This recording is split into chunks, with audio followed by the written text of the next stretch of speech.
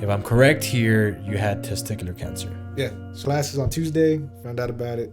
Found out how to look for it. Thursday night. Feel around there. Friday morning. Doctor, hospital, urologist set me up for, like I said, the surgery on Monday morning. Wow. Oh, wow. So you, like within a week, you had studied it, found out about it. Yeah. Get on the track.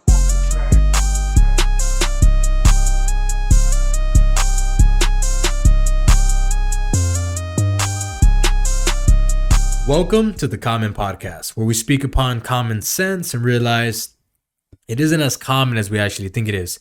Guys, we have a very special guest today. Well, I find his story very, very inspiring. Before we get into that, you already know what to do. The fee for today's video or audio is to leave a like and subscribe if you haven't already. We also do have some merch. We are working on a website, but for now, you can get a hold of some merch by messaging us on our personal social medias, which are also down in the description. And without further ado, I introduce to you Andrew Infante. Bro, thanks for coming out. It was pretty good drive for you to come all the way over here. I mean, it's not that far, but appreciate it, Roger. You know, how long is that drive? I mean, coming from Port Isabel, Los Fresnos, took me about, well, I guess with traffic and doing the construction. Yeah, the traffic is terrible. It was about 20 minutes, give or take. 20 minutes. Yeah, 20 minutes. You might be a fast driver because I don't think it takes me 20 minutes. You follow behind people that are, you get in between those couple cars. That way, Los Fresnos PD doesn't get to you. You get in between those rip currents. In between those rip currents, man. Speaking of rip currents, right? Yeah. You got Andrew owns a gym. Just speaking a little bit about what Andrew does. Andrew owns a gym, a CrossFit gym, right? And it is called Ripcurrent Athletics. Ripcurrent Athletics. So we originally started off as Ripcurrent CrossFit. That was just to get our feet wet. We saw we needed a different kind of fitness facility back home. And, we've already had 2-3 gyms, conventional style gyms, but that's not something that we wanted to bring about.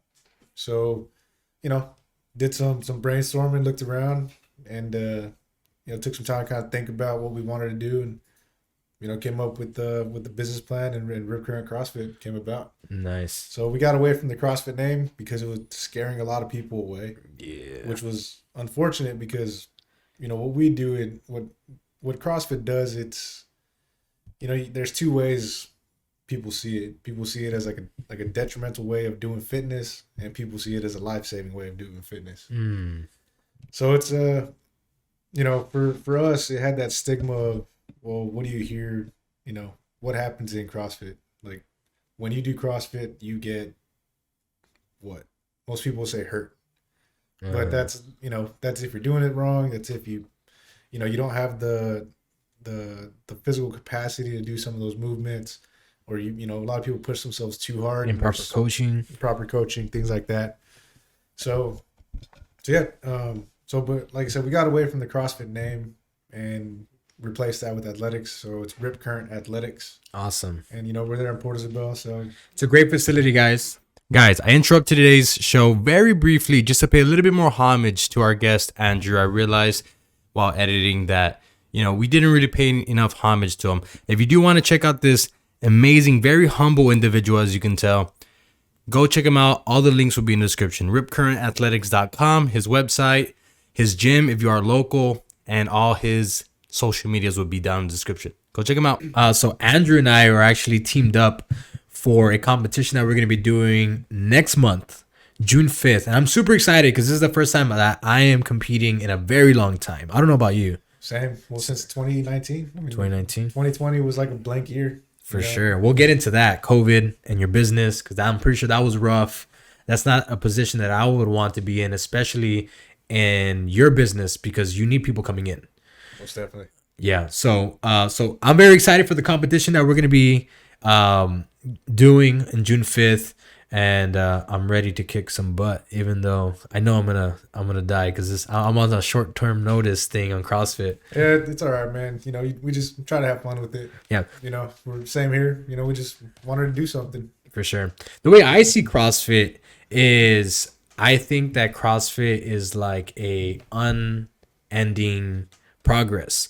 I think of it as like you're always going kind of at your own pace, but you're able to progress. So like I always, for me, what I think scares people away is that they're unable to understand that they're going to progress, and they're so stuck on seeing everybody else going faster than them or like doing things better than them, so they're unable to see like I'm gonna eventually get there, I'm gonna eventually become better at this. So they get super unmotivated about it and discouraged, so they just stop. Yeah, well, a lot of it comes from the discouragement, and then the the lack of education as to what exactly goes into all of this. Because a lot of people think that it's just random workouts, random exercise put together with random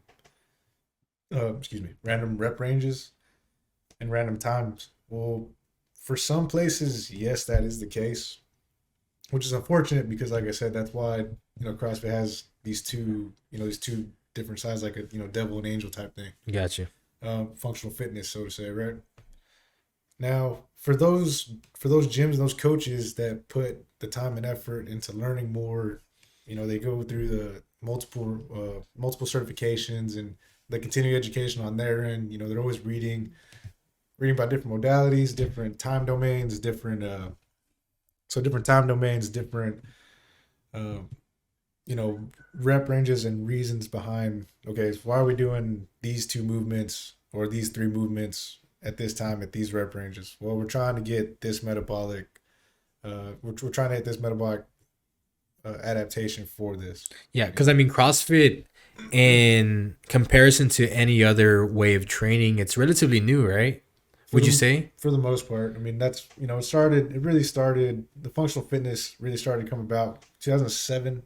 2007. It started really to blow up in about 2012 to 2014. But my point is like it's still evolving. Like we're still figuring out stuff like you said, like rep ranges, certain workouts to amp up whatever metabolic. You know a lot more than I do, but like I'm pretty sure in the CrossFit realm, y'all are learning things year by year, like more. Oh, there's something new coming out every day and every year, every month, But like I said, that's the thing, is that it's always changing. So it's up to the people, the coaches, the facility owners to keep up with their education. Adapt, So like what we do at Rip Current Athletics is we like to say that we take the best aspects of CrossFit, functional fitness, bodybuilding, and powerlifting, and take those ingredients and make our own little recipe of fitness. Got you.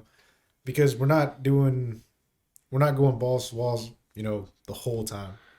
You're never gonna be, or you shouldn't be, laying on the floor puking up, or be sore for like the next 4 days. Gotcha. Not being able to move and stuff. Like, no, you still got to go to work. You still got to play with your kids. If you have kids, you still got to be able to do stuff around the house and be up and about. Gotcha. If you're too sore or hurting too bad to be able to do whatever you want to do, there's something wrong there. Got you. I noticed that about you because when that first day that I went to go work out with you, like obviously I'm struggling with the flexibility side. I've trained the bodybuilding style for years now, and so you're like, take it slow. Like you don't need to be killing yourself on the first day. No. What you need to do is you need to get your form right. You need to get your flexibility. So understand that you're not going to be at that level yet. So I appreciate that from you, because I've heard from a lot of coaches like, just do it. And even our partner Carlos, he's always been that pusher for me. Like, hey bro, let's get it done. Let's get it done. And I appreciate that too, right? But it was different with you, like as a coach. Like I never had experienced that. Like, you know what? Hey, let's drop the weight a little bit. Let's get the form right. Let's do this right. So I appreciated that from you, and it was different, definitely. Yeah, that's the thing. I mean, there's times to push, but there's a lot of times where, like you said, you push too much. You push too much, too fast, and you're doing things the wrong way, and that's where the injuries happen. Gotcha. Like when you were saying, remember you mentioned like your shoulder had been bothering you a little bit. Okay, well, like I said, let's drop the weight. Let's work on this. Gotcha. Right, take it back, because you've been doing something different, and then you're trying to jump into something that's totally different. Different speed, different movements, different weights, rep ranges, things like that, different times. Gotcha. So like I said, I mean, what we tell everybody is listen to your body. You know, listen to your body. Your body's going to tell you whether it needs rest or, you know, whether to get after it. Yeah. You know, so that's a big thing, man. Would you say that people with a very weak kind of mentality will kind of take that, like, listen to your body as an excuse and not really progress? I think that's when a good coach comes in. Oh, most definitely. Right. It happens all the time. Yeah. I mean, that's why you have people that go to the gym, whether it's, you know, art style gym or just regular conventional, you know, gold gym or something. And they go for a week and then you never see them back again. You know, They don't know how to gauge, how to push themselves. they don't, or they just, you know, they're like, oh, I'm going to take a rest day. And it turns into 2 days, turns into 3 Splurge days, days. splurge days. And then they're like, well, I'll just go, I'll start on Monday. Monday comes around, something happens on Sunday, they don't go back, you know, or they'll go back one day the next week. And then, yeah, that's an unfortunate thing, but it happens. I mean, that's where these big box gyms, these big corporate gyms, that's how they make their money. Yeah. They make their money off of people not showing up, you know, signing that 12-month contract, only paying $30 a month because people will think like, oh, $30 is nothing. Yeah. You know, I'll start next time, or, you know, I'll go once a month or something. Well, that's not where you're going to make any progress. Gotcha. You know, it has to be, now fitness, don't get me wrong, fitness doesn't have to be your life. It just has to be a pillar in your life. Gotcha. You know, it holds up your house, Gotcha. like your roof. It's a good metaphor. Because then you got family, you got your job, you got, you know, recreation, entertainment, and of course fitness, right? So if one of those is off, then everything, you know, it's like I said, it's like a house foundation. Gotcha. And I guess in this case, like, so for some people, you know, spiritual stuff. So Yeah. going to church, doing their, you know, they help out with CCE, stuff like that. So I guess 5 pillars. Yeah. But Gotcha. And they had like those people search for spiritual stability. yeah, I think that the mindset of some of the people that really don't know what they're doing it's unfortunate, but it's also fortunate for the trainers, for the people that do know what they're doing, because that's essentially how people get their business. Trainers get their business, coaches get their business, because a lot of the people, I think anybody can do it. I think anybody can get themselves healthy, but it's the fact that they really don't have, whether they don't have the discipline, the motivation, whatever it is, and that's where coaches come in. And it's a great line of what a great coach is, but all in all, everybody wants to get healthy, right? But not everybody knows to do it, and that's where coaches come in. So I think it's a fortunate situation in the sense that, like, people don't always know what they're doing, but there's coaches for it. And then there's the unfortunate situation where they're like, well, if you really wanted to, you could just do it on your own. Yeah, I mean, everybody needs a coach. You know, I got coaching as well. Haven't been a coach because there's certain things that I'm not good at or I don't like to do. I mean, that's why you got like Michael Jordan, Tom Brady. They all need coaches. Yeah, You know, Gotcha. I mean, they're great. They're great athletes, but they all need coaches as well. For So sure. everybody always needs a coach. I mean, you look at, let's take, you know, chess. You know, you got UTRGV. They just won their 3rd consecutive national championship, you know, nationally for chess.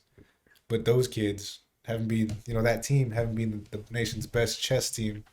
Still needs a coach. Yeah. In something like chess, where is it physical? No, but it's a mental game.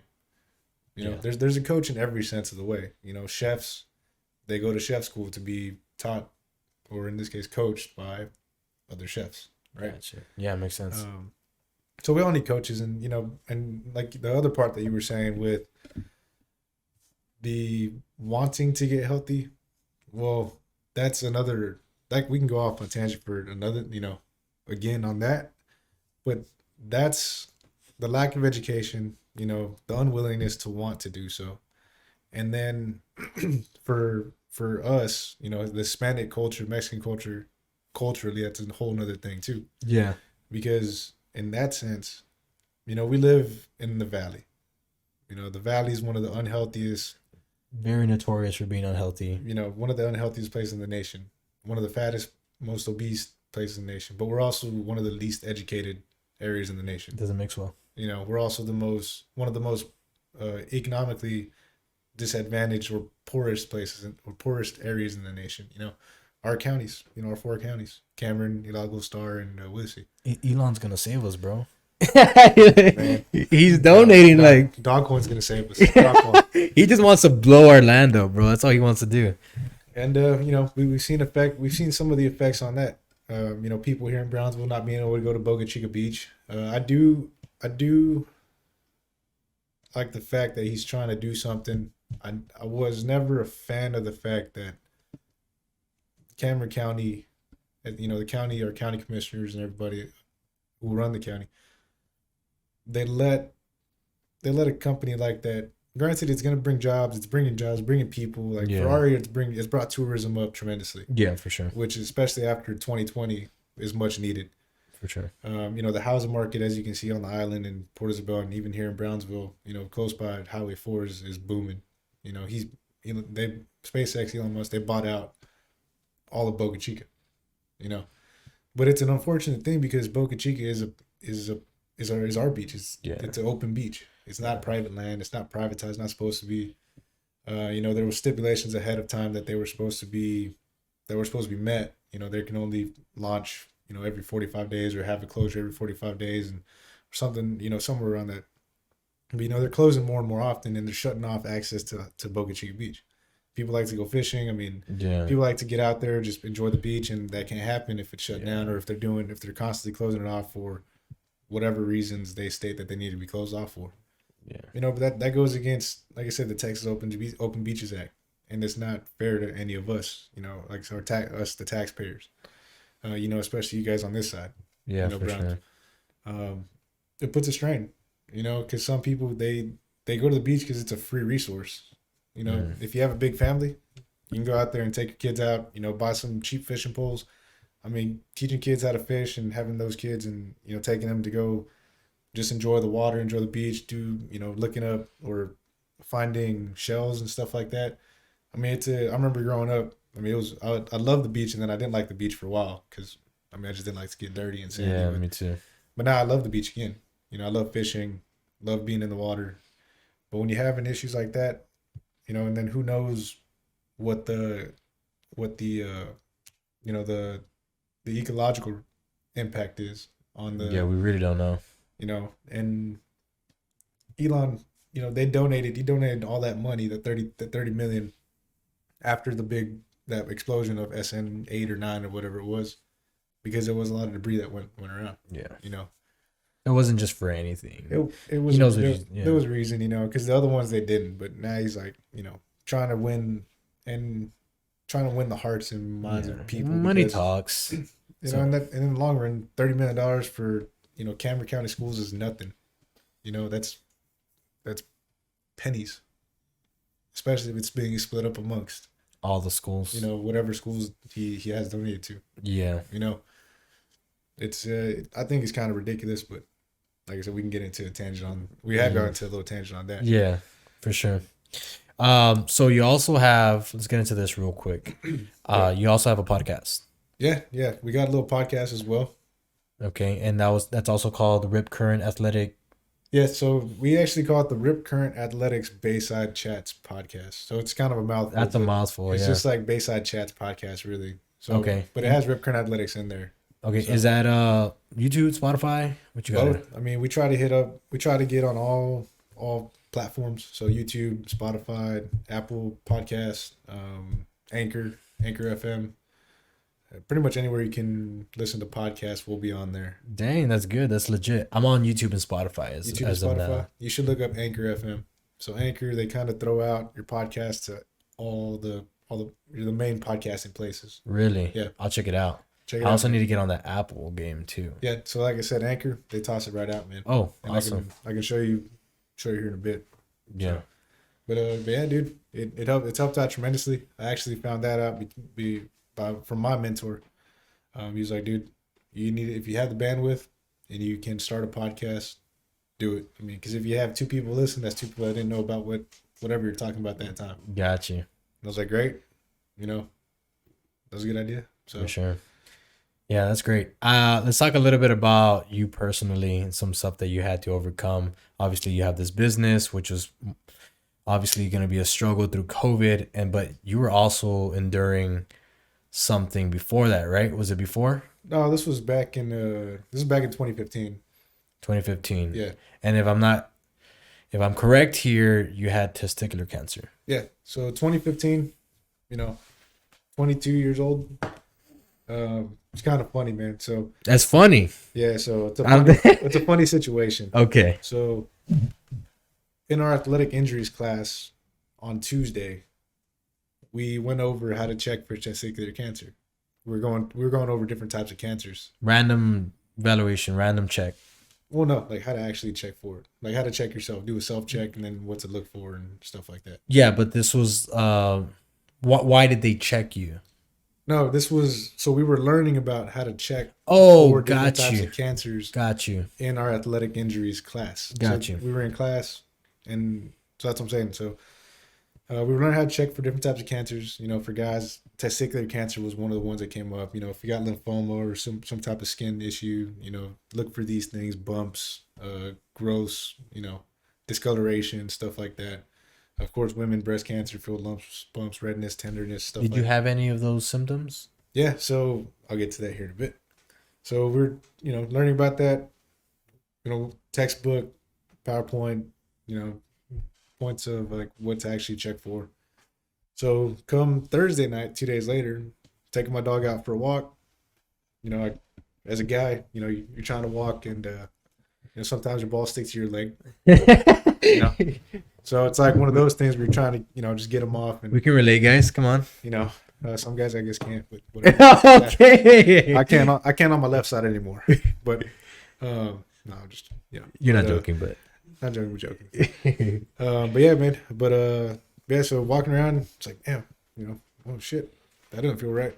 So you know, immediately go inside. After taking my dog, you know, she did her business. Go back inside. Go right into the restroom. Feel around, and it felt like there was tenderness, swelling, but it was hard, kind of like a potato. Mm. You know how you can kind of Yeah. squish potato, but it's hard. Yeah. So not like a table, but hard. And then there was a lump on top of my ball, so a ball on top of my ball. Oh. Now you already know there shouldn't be a ball on top of your ball. Yeah. You know, So it was there like a clear distinction, like a clear like split, or was it just like enlarged? enlarged. So it was the testicle, and then like a ball Okay. on top of the testicle towards the back. Dang. And it was like I said, the testicle shouldn't be hard like a potato. Got you. It should feel like a grape. Yeah. You know, grape you can squish it. Yeah. Still kind of firm, but it's not hard like a potato, like an unbaked potato, just like a raw potato. Yeah. I got you. So, yeah, man. So that was I was like, fuck, I know what this is, Yeah. because we had just gone over it Dang. 2 days before. That in that moment, how did you feel? I was like, I got to go to the doctor tomorrow and really see. But you weren't in panic mode. No, because I couldn't do anything about it. Yeah. So- Not everybody has that approach though. Yeah. So, because I think it would help is that I knew what was going on. Yeah. And so that was a big thing was, okay, I'm going to go to the doctor in the morning. So as soon as, 6 a.m. was there, go to the doctor. I'm sitting in the office waiting for 7 a.m. And they take me in, let them know what the situation is, filling out all the stuff, like the pre-register form, Yeah. pre-registration form, and let them know, hey, this issue here. So they immediately took me in. The GP, general physician, he was just like, hey, man, we're going to set you up for an ultrasound because I think this potentially is cancerous. Okay.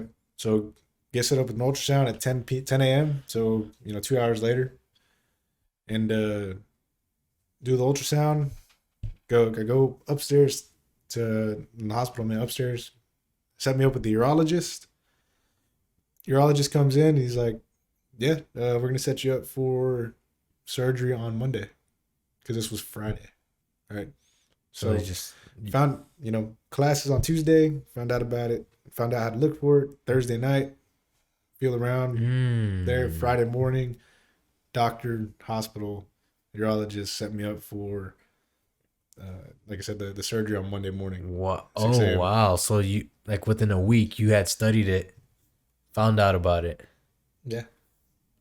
And like I said, yeah. So that day, that Friday when I went home, I was like, all right, fuck. Well, this sucks because, Lance Armstrong is the most famous one to deal with testicular cancer. But, there's different ways that it affects everybody. And his was bad where it had spread to his lungs, spread through his lymph nodes. When it gets to that point, it's bad. It's Yeah, so more we than didn't. likely gonna result into death. Yeah, well, not necessarily, you No. know, but it gets extensive. The treatment is more extensive. It's not Gotcha. just a snip and you're good. And but by this time, did you know the rates of survival already? Yeah, yeah, I did. I Okay, had already done research into it. Like I said, we went over it in class, and so we had gotcha. to actually You want to study. let the people know? Yeah, so generally speaking, testicular cancer runs. It really affects men between the ages of 16 and 35. Your survival rate, if dealt with and with early intervention, meaning that it's caught early, it's like 98, 99% survival. So most of the time it's like a snip, they cut out your ball, testicle, and you're good to go. Other times that 1%, 1 to 2% of the time it's already spread through, up to the lungs, through the lymph nodes, and that's where it's much worse. So you just gotta. That's where you get your CT scans, and so they do all that with us. And of course, they can check the type of cancer whenever they do the biopsy, Okay, of yeah, the gotcha. ball, right? Because there's different types. The type that I had was classic seminoma, so that's your most common type. I was in stage type 2A, so because there was a lump. It was actually two cancerous lumps, one on top of the other. Dang, So on top, so it was the ball, and then a little lump, and then a lump on top of that. dang. And so it felt like a what I say, kind of like a pea, but like a big pea. Mm, Peas like that. So yeah. yeah, man. But like I said, it was one of those things where it was like, okay, I thought being 22, like pretty healthy, work out all the time, ate relatively well, and thought you were 6 feet. Well, I guess in this case like 5'8" and bulletproof. So we're not 6 foot, but Yeah. but just you just think you're relatively healthy and Yep. nothing can hurt you. Exactly. And I think that everybody has the mindset of like, well, it happens to other people, but it's not gonna happen to me. Exactly. It's an unsaid thing, but I mean, I think everybody's like, man, cancer sucks, but like, I don't think like. And what I'm saying is that not many people are gonna go out to get checked. No, and that's where I've been trying to be a bigger advocate for that. Before, like when all that stuff was happening, like I didn't tell my parents until the hospital called them, because I was just gonna go into surgery real quick, and because I don't want to be a burden onto them.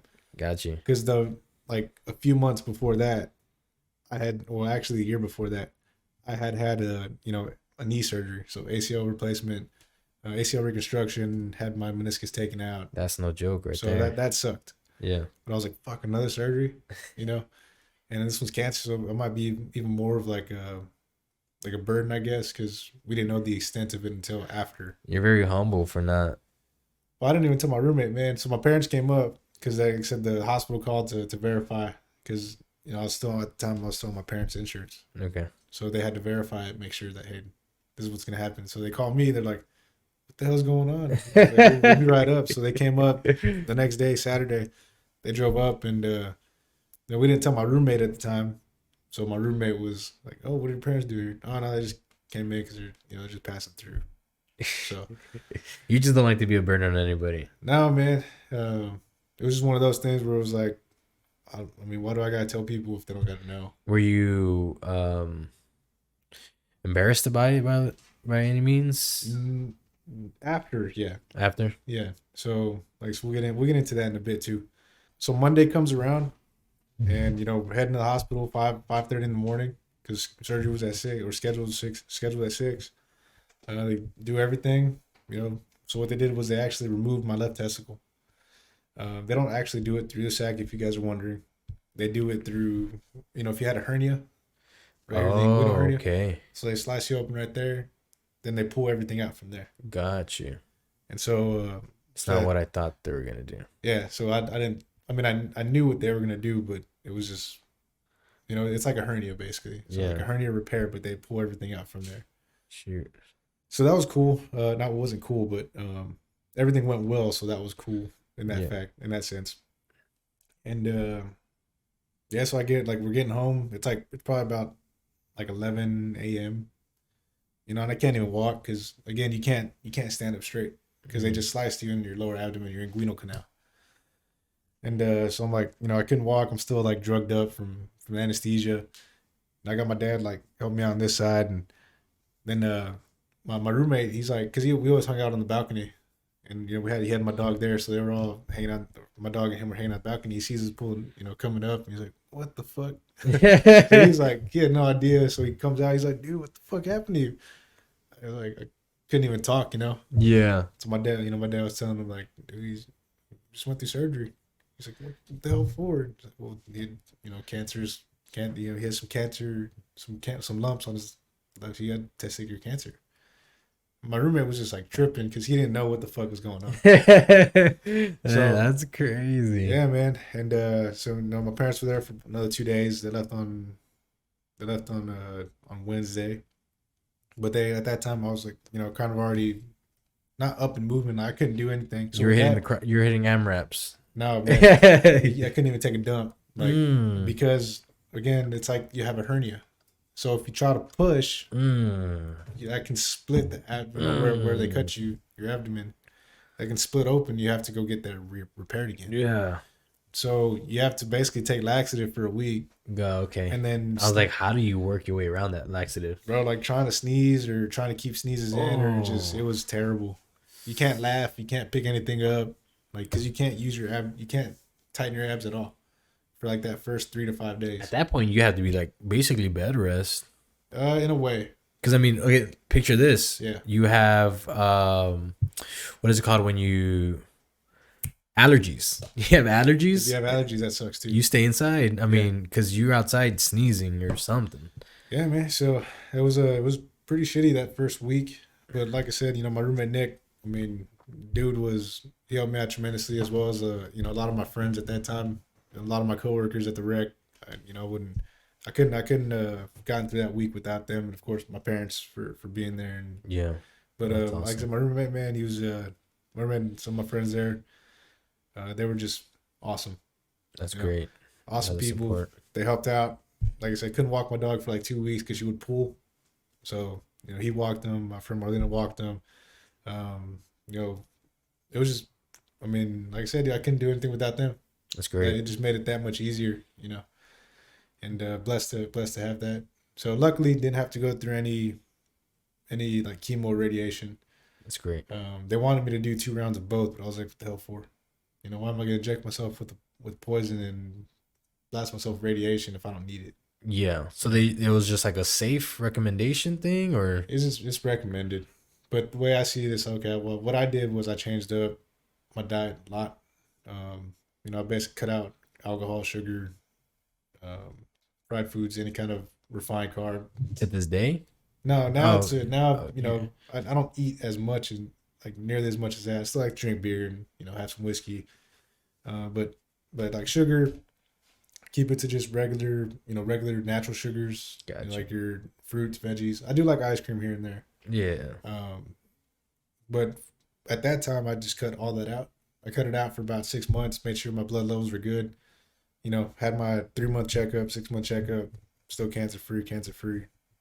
Did the, CT scan, blood work. Everything was good. Even though this process, I'm sure, sucked, best case scenario. Yeah. No, most definitely. That's the best case scenario. So like I said earlier, most of the time, early intervention, they cut out the testicle that's affected, and you're good to go. Other side effects from that are, of course, you're working on half a tank, so you don't have both balls. So testosterone levels do drop some. You're gonna feel that a little more as you start to get a little older, or if you're not physically fit, you don't eat right, you drink a lot, you smoke, that's all gonna play a factor. Even if you're healthy, yeah, you got both your balls, that's all gonna affect you, but probably even worse so if you're missing one. Exactly. So a way to get around that would be testosterone therapy, testosterone replacement therapy, which we can do, but I'm trying to not do that probably for like another 3 to 4 years. And what is that? Like an IV for testosterone? Yeah, like testosterone shots. Got you. So basically testosterone shots or a patch. Steroids. Steroids. not so much steroids. Like that's different. That's used in conjunction with steroids. Yeah, got you. But this is for like in this case, half a tank. Got you. So yeah, or in those worst cases where people lose both of them, then you definitely do have to have testosterone replacement. Because you don't have anything being produced because they come from your testes, testosterone. Gotcha. That's the main place where it comes through. Personal question, you don't have to answer. Yeah. Children, is that still possible? Yeah. Awesome. So children still possible. That it's possible. It's probably is in the future, maybe. We'll see what God wants, I guess. Yeah. And of course, my spouse at the time, or my girlfriend, or whoever. Yeah. You know. But normal as far as like, is there a certain age? I don't know this, but is there a certain age where men are unable or just say like they cannot have children? That can happen at any age. That's what I'm saying. Being sterile can happen at any age. Yeah. But of course, it decreases as you get a little older. But I mean, dude, you can have kids as a 55, 60-year-old. Yeah. I mean, people got some strong swimmers, man. But no, but it is possible. I mean, it's possible to be a dad at like 65. Yeah. Right now, like I said, it's just more of the body wise. It's not recovering, not being able to build as much muscle, not being able to burn off as much fat as quickly. Like I said, just the recovery part, in the weight room or lifting, working out, exercising, maybe sore a little more. Joints may hurt a little more. Gotcha. It takes a little bit more time. It just takes a little longer to recover. You seem like someone that doesn't use that as a crutch, though, because a lot of people could use it as a crutch. Like, oh, what's the point of? I would assume your biggest passion is fitness. Someone could probably, this would happen to them, like, I'm going to be at a huge disadvantage. Why even try?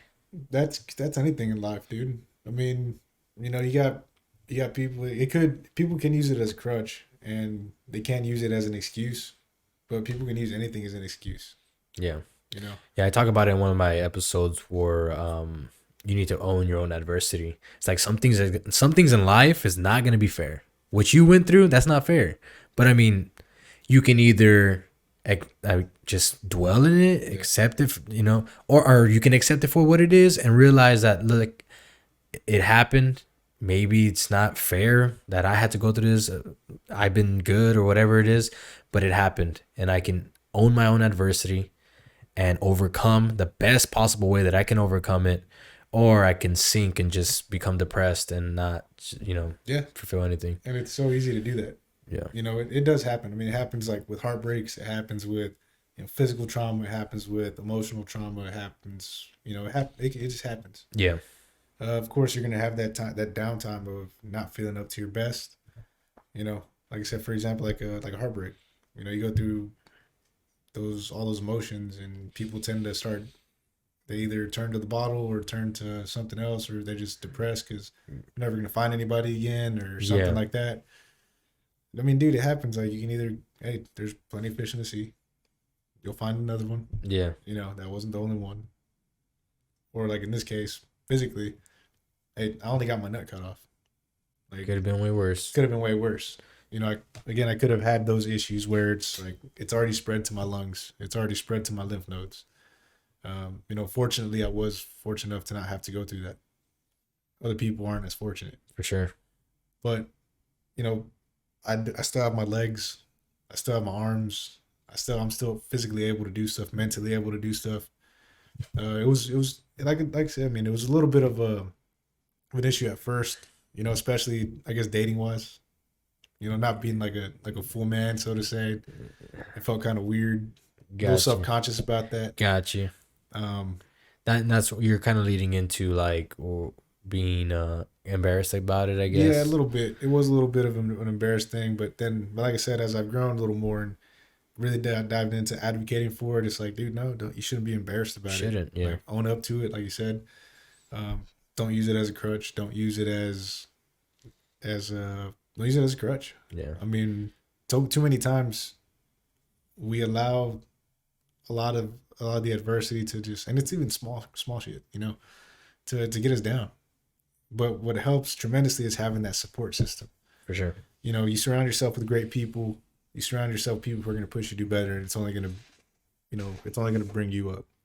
And I've been lucky enough to be able to say that I've had a great support system, all my life.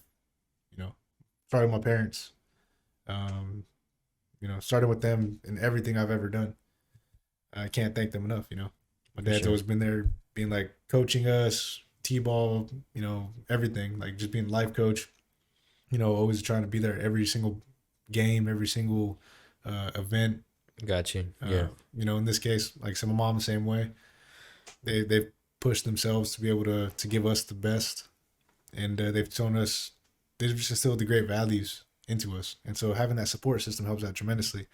Because if like something's wrong, they know. Having your friend group that can push you, when something's not right, they can push you to do better. For sure. And those are things that we have to surround ourselves with and remember to surround ourselves with.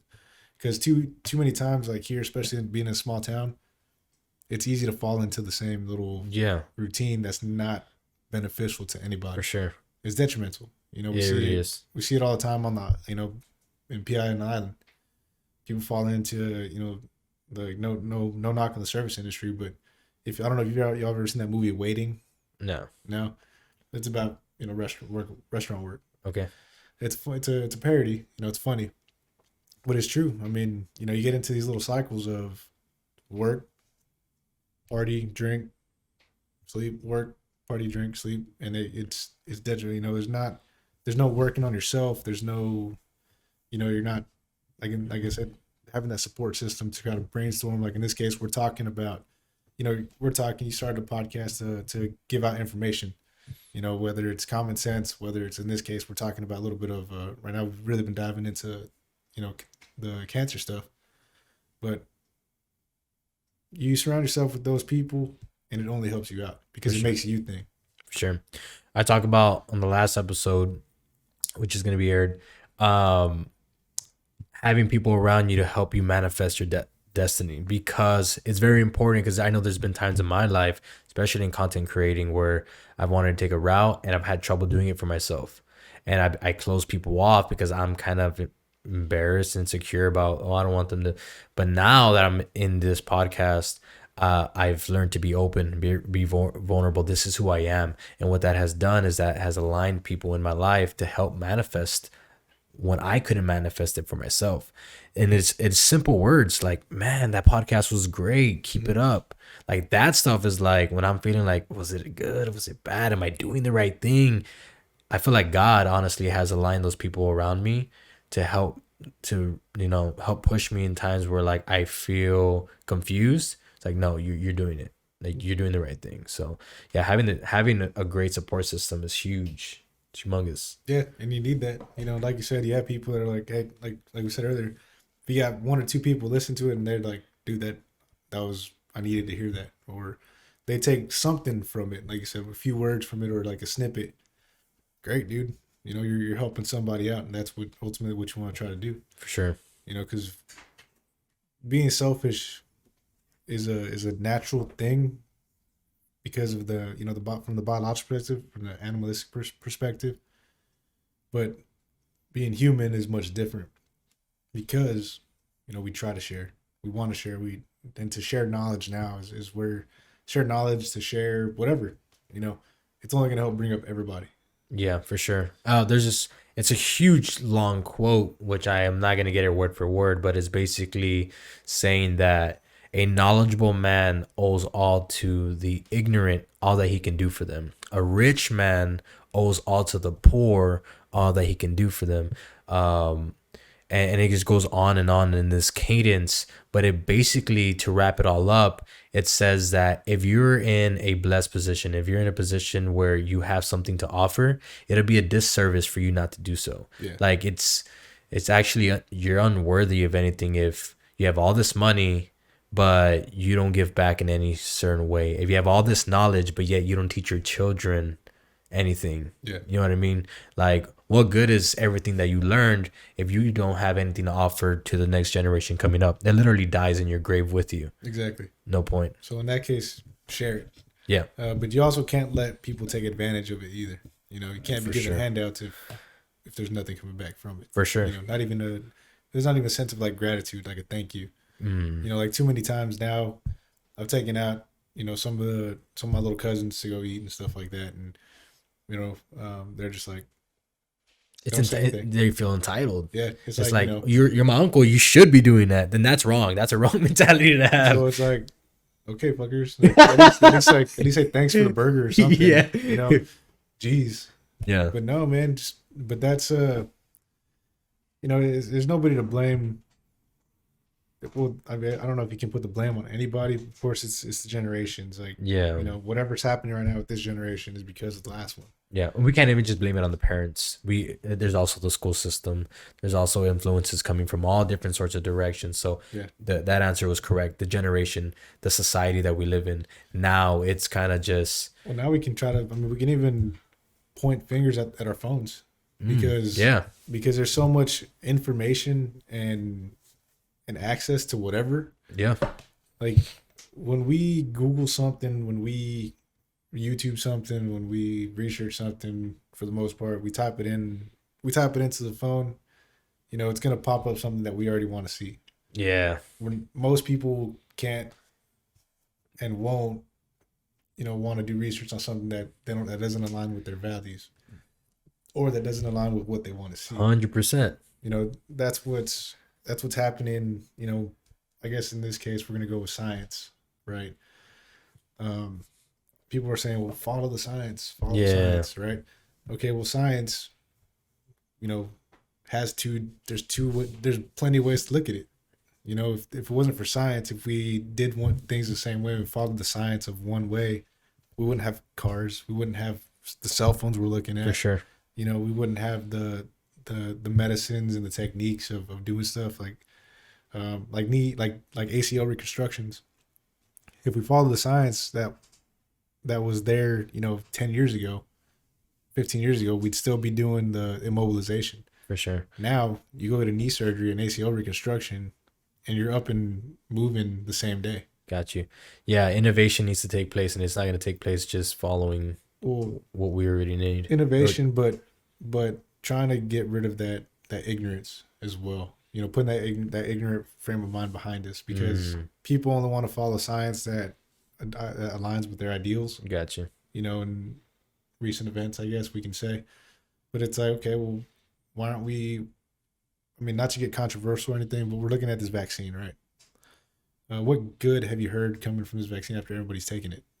Nothing. Joints hurt, bones hurt, arms. They can't lift their arm, past here for the day. More and more females are starting to become their menstrual cycles are either missing or did not know that. Yeah, and we don't even know infertility rates for men and women. Because it's only been less than we a don't year, know really. what it. Yeah, sure. And that's why vaccines go through extensive testing. Did you get COVID? I mean, I'm pretty sure, but I've never been sick. Me neither. I haven't been. Well, luckily I haven't gotten sick since I moved back down. Okay. So, when I lived in College Station, when I lived in San Antonio, I'd get sick probably probably twice a year, actually sick. Okay. But now since I moved back down in 2017, I have not. Dang, that's good. But I do work out. I do something physical, more often than not. I do supplement with my multivitamin. Gotcha. You're a healthy individual. I try to be. Again, I've already had the cancer issue, so I'm not worried about COVID. I'm worried about cancer coming back. Gotcha. But supplement with multivitamin, zinc, magnesium, and fish oil, vitamin D as well. I have a pretty long list of vitamins as well. I just take those 4, man. For various reasons, but those are the 4 main ones that we can all benefit from. Of course, we get outside. I'm not always inside. I get outside a lot, so I get natural sunlight, natural air. I have a bad habit of biting my nails. Always have, so that's probably helped my immune system a lot. Got you. I mean, it's like this guy over here. Your little Jamie, I can hear him cracking away at it. Not me. I've never had that. Thank God. When I worked in the service industry, I wouldn't bite my nails. Of course, because service industry, waiting tables, your hands are part of touching presentation. Everything. Oh, and presentation. Yeah, for that, of course, you always wash your hands and stuff. Yeah. But but I always had I've always had a habit of biting my nails. Not to the points where I don't have any nails. Like some Yeah, people some bottom down to people- like nothing, Some people like do. nubs. And I'm talking to you, Edith.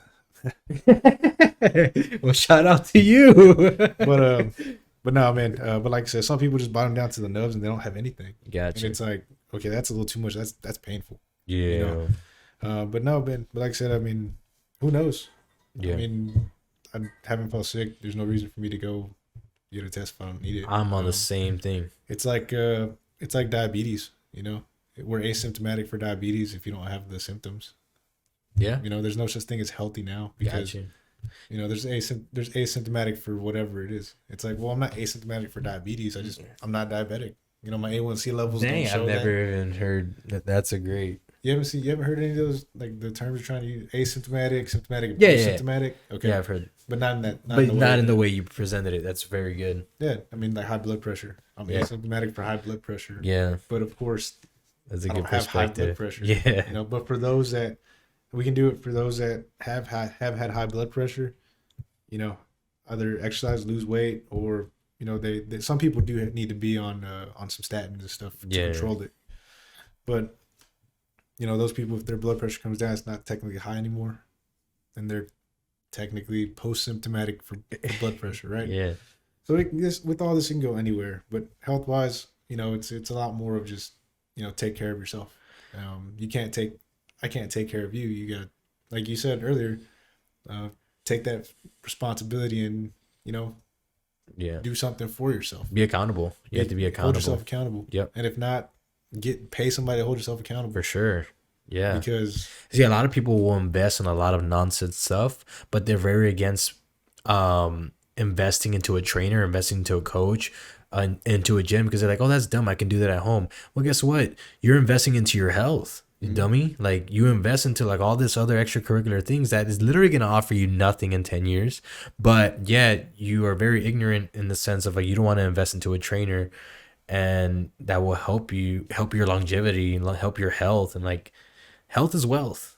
exactly, health is wealth. Because if you don't invest into your health now, then you're going to be spending a shit ton of money later, spending money, Wasting money. on your illnesses. Yeah. You know, because invest in your health, you'll spend less on your illnesses. Yeah. Opportunities will arise based off of your health. Well, because I mean, the fitness thing is a whole spectrum of, you know, social, emotional, mental. Yeah. You know, in huge. some ways, it helps you get the spiritual part of it out. Of course, your physical. There's because you go to a gym, like some people that's what they identify as is like a gym rat. You know, like in this case, people identify us like, or they give us that identification as like you're the CrossFit gym guy, right? Yeah. Like, okay, yeah, right. But other people are like, they're bar flies. You know, you can always catch them at the bar. You know which bar, what times. You can always catch them there, you know, drinking a beer. Okay, that's what they'll own up to it. You know, like, yeah, dude, I'm always there. Like, that's my spot. Yeah. You know, I can take down like, you know, 24 beers and be good. Yeah. That's their character. I talk about consistency and about how your character is built out of a bunch of characteristics that you do constantly. So Exactly. What makes a drunk, right? Well, they drink. But if I drink a beer if I drink a beer once a year, it doesn't make me a drunk. No. But the fact that I drink a beer every single day, that's what makes me drunk. That consistency, whatever's constant within that. Yeah. And, you know, some people, they like to go shopping. You know, they'll go shop and that's their vice. You know, there's some people like to go to, you know, they go to the hell in nail salon. They get their nails done, hair did. You know, you always got those. Everything done. Yeah, but that's what, but you always know that they got that and they're always there. Yeah. You know, so that's what they identify as. That's what helps give them something to tell people what they do. You know, a triathlete, they're always talking, you know, same thing. They're always riding a bike, swimming or running, but they're a triathlete. That's what they identify as, a triathlete. Gotcha. You know, so with that, like I said, it's a little, it's a way to get yourself, to give yourself something to be proud of. For sure. You know, something to connect with. That's good. One thing that I wanted to go back on is you mentioned how people want to surround themselves with things like in their already fixed mind to just add on to it. A lot of people do and I spoke about this on another episode, is that they also do that with people. They surround themselves with yes men, people that are going to agree with them all the time, but they never want to be challenged. And that's where growth happens, when you're challenged, when people, and that's a big reason why I started this show. And a big reason why the Common Podcast is called the Common Podcast, because what's common sense to me might be tried by something that you actually believe. And then I'm like, wait, what? That's actually not common sense. I actually had it wrong the whole time. But this is where people have a lot of trouble with, like, they're like, they just, if you're drunk, you're going to surround yourself with a bunch of other drunks. And guess what? Like, they're going to tell you it's okay to drink. You're just having fun, right? But in reality, what they don't see, or they probably even see it, just don't care, is that your work life is struggling, your family life is struggling, whatever life is struggling. So it can be dangerous, but I feel like the true growth happens when you are challenged, whether it be science, whether it be socially, everything, whether it's like you said, your friend group or something, saying, hey, this isn't right, dude. Like, you need to change some shit up, because it is easy, like I said, it is easy to fall into that, because that's where you feel empowered, I guess, right? When you're like surrounded by yes men, or you a little bit of that empowerment, and it's just knowing that there's going to be no confrontation, because most people don't like confrontation. Most people, especially now, they don't like to speak what they actually have to say. Especially face-to-face confrontation. They're okay doing it behind a keyboard. Man, I mean, there's so many times where people, let's say for the podcast, they'll leave a comment like, this, and this, or, if you're doing like a live Q&A, you say something that, well, somebody really wanted to know your opinion on it. Well, you're entitled to your opinion, right? Now, whether you agree with it or not, that's totally up to you. That's something that's okay. Well, if you're gonna ask me, don't get mad about what I have to say. Exactly. Now if I'm gonna try to say it not to be like a derogatory or not to be like a total asshole, right? But if you really want to know, like I said, don't be mad about what I have to say. For sure. Come at me about that. Like I said, the yes men, being surrounded by those people, it's the same thing over and over and over. So like you said, the empowerment feeling. I can say something. These dudes or these people are going to tell me it's a great idea. And then you got this inflated ego or, balloon head, and next thing you know, it's like, it's not, nothing about that's right or should be a yes. It's not a good idea. For sure. Things like that. I don't know if you've ever been surrounded by people like that. I mean, I'm assuming yes, and I'm assuming no. Like yes men? Yeah. I try to stay away from it because I know the dangers. I try to stay away from it because I know the dangers. And what I mean by that is that I have multiple mentors. And these are people that I know will call me out on my BS. These are people, when I think that I'm right, I always come to them and I tell them, before I tell you what I'm about to tell you, if I'm wrong, tell me I'm wrong. Right? Or give me your honest opinion on this. Exactly. So when I come and I approach them, like, look, this is how I approach a certain situation. I have to be right? And they're like, no, you're wrong.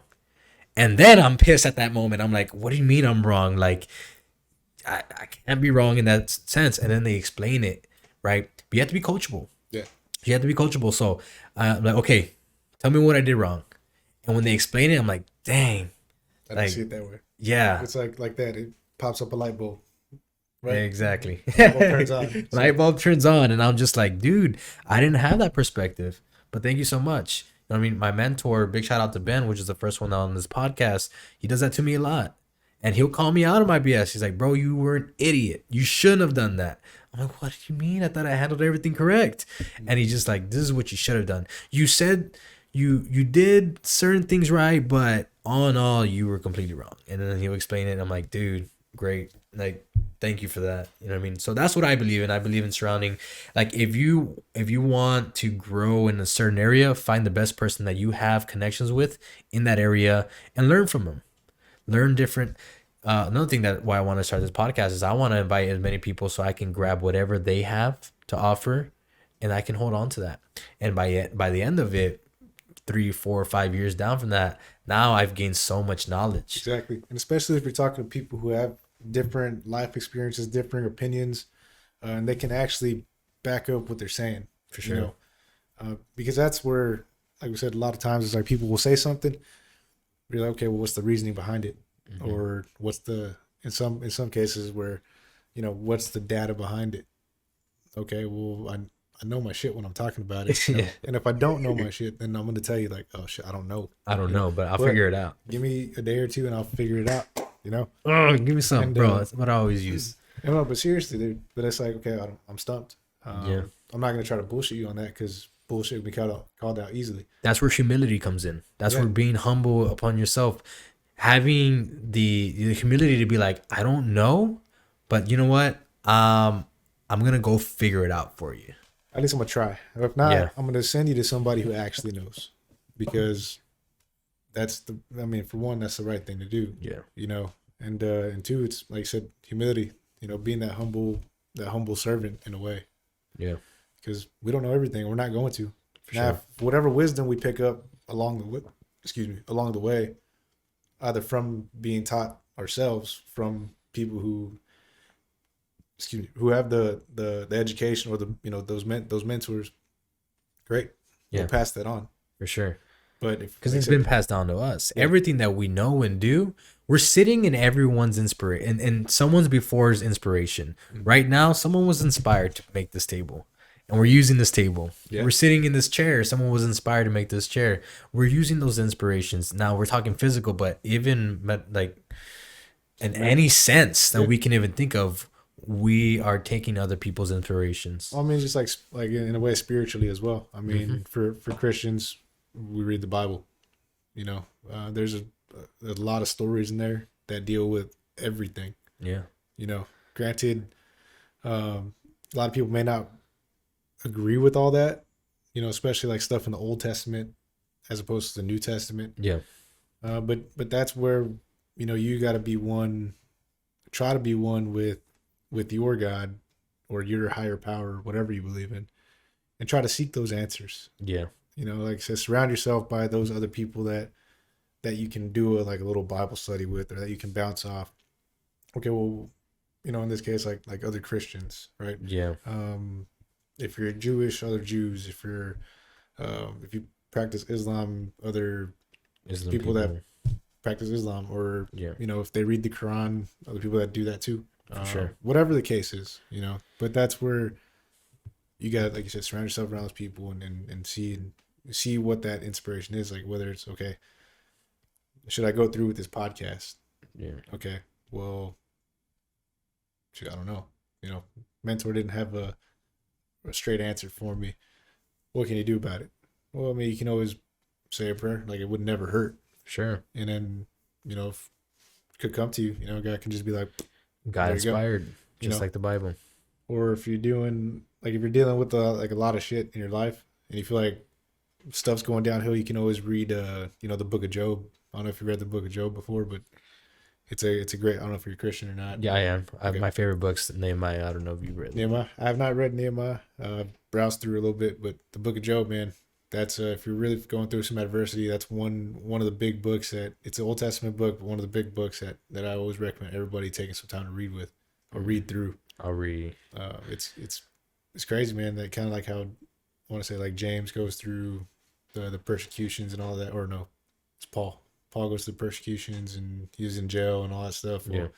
Job, I mean, he was a wealthy dude, had a lot of stuff, great family, but he got fucked up and put through the ringer.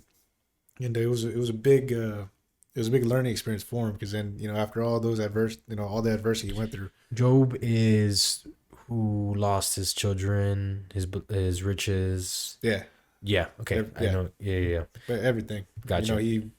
But he was still very loyal, very humble man. exactly. Yeah. And Gotcha. he asked questions, and But he never damned the God. He never. never put him, or never was like, screw this, Yeah. why the fuck you do this to me, and I'm tired of this. Yeah. No, man, it was just like I said, he just got through it, and then God ended up blessing him with much more. Gotcha. You Yeah. know. Yeah. And I think people need to get rid of the solipsistic mindset where it's just like me, and realize that there is going to be things in your life that you cannot control. There's going to be situations where it's just higher. It's just too much for you. The world is too much for you. And so seeking for inspiration, whether it be God, whether it be people in your life, it needs to come. And so you need to like stop get rid of this inflated head, like you said, and realize that there is going to become a point where challenge is going to be too much for you. And for me, what I say in the spiritual sense is like, I always tell people, why are you, if you're a Christian, they tell me like, why are you a Christian, whatever. For me, it's like I go to God before he comes to me, because if I don't kneel down and go to him, he's going to force me to him, and it's not going to be on my terms. Yeah. You know what I mean? Or you're going to start turning to something else, and it's not the way it should be. For sure. A different power, which is not the power we need. Yeah, for sure. But no, man, that's definitely something big that we do lack now. I mean, you see that more and more. Trying to take God out of, the. They took him out the police cars. Took him off the police cars, taking him off the end of after the national anthem, or yeah, in God we trust. God we they're trust. They're trying a lot of stuff. School system. It's a big thing, and I'm a conservative, so I'm a conservative Republican, whatever you want to say. Yeah. But conservative individual. I do identify as a Republican, right, which is the conservative side. Now that it is Christianity. It is it's a big value within that system. The mainstream is not very Christian whatsoever. I mean, that's why you got dudes like that Lil Nas X fucking with Nike making those blood the devil 666 issues. Now that's capitalism. I love capitalism. You make your money however you want to make your money. Government should not be involved in that. But it's also something like, like I said, a lot of that stuff's being taken away. A lot of references to God. The Bible got taken out. Where they're trying to just completely block them out. Yeah. And that's not a good thing. For sure. Because even if you're not a Christian, you don't follow, like, if you're an atheist, even if you just read the Bible for what it is, if you think fiction, then there's stories in there that you can resonate with, or resonate with you. There's very constructive advice, very stuff that's still applicable to today, that is going to build your character in a very positive way. Yeah. And I was very blessed to have, I don't know what your situation was, but I was very blessed to have, I grew up Catholic because that's what Hispanics do. We grew up Catholic, right? Yeah. Most of us, at least. Most of us do. But I didn't really agree with Catholicism, like the religious sense. Just like a lot of way to do things. Like it is very old school. Yeah.